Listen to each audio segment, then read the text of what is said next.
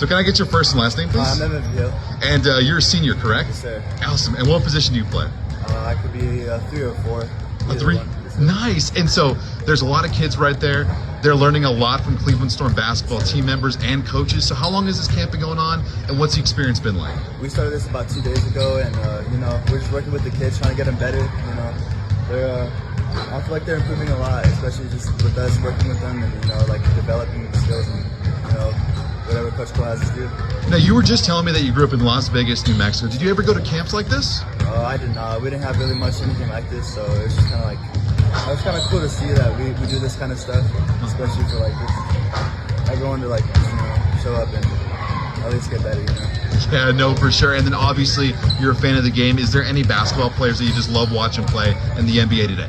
Yeah, I've always admired Stephen Curry or Kevin Durant. They're just so smooth with their game and stuff. So That's perfect. And then obviously, there's a couple of returning faces. And what can people be expecting from the Storm team this year?